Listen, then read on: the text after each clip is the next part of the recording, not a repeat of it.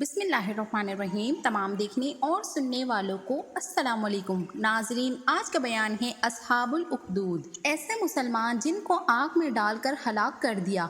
हज़रत आदम अलैहिस्सलाम से लेकर हज़रत मोहम्मद सल्लल्लाहु अलैहि वसल्लम तक जितने भी उम्मत गुजरे, अल्लाह की मुक़द्दस ज़ात वो पाकीज़ा ज़ात है। मुसलमान एक जान तो क्या अपनी हज़ारे जानें भी अपने रब पर राज़ी होकर कुर्बान कर सकते हैं। इंसान की ज़िंदगी का सिर्फ हकीकी मकसद सिर्फ अल्लाह और उसके रसूल को राज़ी करना है।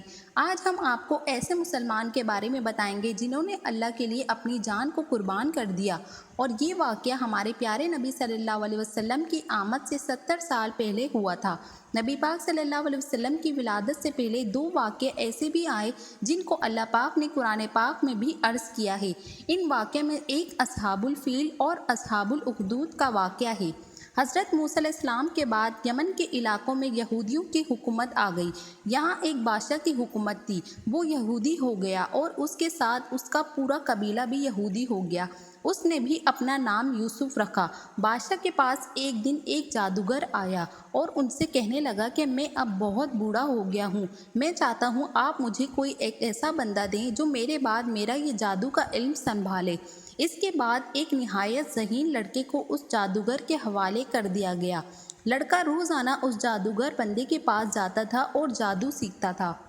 रास्ते में एक अच्छे बंदे का ठिकाना भी था और वो उससे बात करने लगा। उसको उसकी बातें अच्छी लगने लगी। वो हज़रत ईसा अलैहिस्सलाम का पैरोकार था। वो लड़का अपना ज़्यादातर वक्त उस राहिब के साथ गुजारता था और वो उसको तौहीद की दावत देने लगा।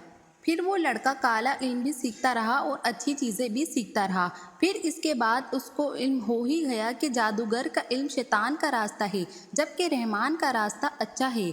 एक दिन वो बाजार गया और उसने देखा कि एक बहुत खौफनाक बड़े से जानवर ने सबका रास्ता रोक रखा है और लोग उससे डर रहे हैं। फिर उसके बाद उस लड़के ने सोचा कि आज मैं देखता हूँ कि राहिब का रास्ता अच्छा है या नहीं। उसने एक पत्थर उठाया और कहने लगा कि ए अल्लाह, अगर राहिब का रास्ता जादू से अच्छा है तो उस पत्थर से उस जानवर को हलाक कर दे। फिर उसने उसको पत्थर मारा, वो पत्थर लगते ही हलाक हो गया।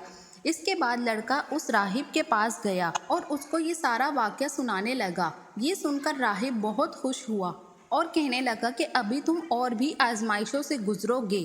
फिर वो लड़का सबका इलाज करने लगा और वो सब अल्लाह के हुक्म से सेहतियाब होते जाते। इस तरह उसको सब जानने लगे। बादशाह का एक ख़ास दरबारी आँखों की बीमारी में मुब्तला हो गया और एक दिन उसको कुछ भी नज़र नहीं आने लगा।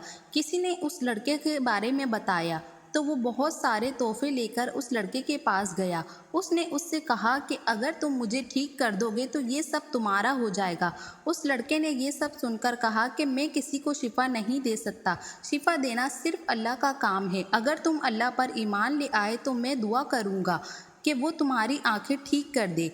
वो अल्लाह पर ईमान ले आया और अल्लाह के फजल से वो ठीक हो गया और फिर वो दोबारा से देखने लगा। वो बंदा बादशाह के पास गया। उसने देखा कि उसका बंदा दोबारा से देखने लग गया है, तो बादशाह ने उससे कहा कि तुम कैसे ठीक हुए। उसने कहा कि मेरे अल्लाह ने मुझे दोबारा से बीनाई दी है। बादशाह जो खुद को रब समझता था कहने लगा कि मैंने कब बीनाई दी। उसने कहा कि नहीं बादशाह, मेरी आंखें उसने ठीक की हैं जो मेरा भी और आपका भी रब है। उस बादशाह को ये बात सुनकर बहुत गुस्सा आया और कहने लगा कि मेरे अलावा कौन रब हो सकता है।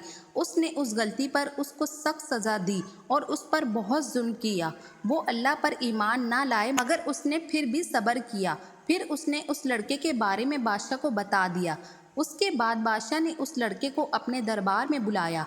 लड़का बादशाह के सामने आया। बादशाह ऐसे अपने तकब्बुर से लड़के से बात करने लगा और कहने लगा कि तुम्हारा जादू अब ऐसा हो गया है कि तुम सबका इलाज कर लेते हो। लड़के ने कहा, मैं किसी को शिफा नहीं देता, शिफा देना सिर्फ अल्लाह का काम है। बादशाह ने कहा कि क्या मेरे अलावा भी तेरा रब है कोई? लड़के ने कहा कि हाँ, मेरा और तेरा रब सिर्फ अल्लाह है। बादशाह ने उस लड़के को कोठी में डाल दिया और उस पर जुल्म करने लगे।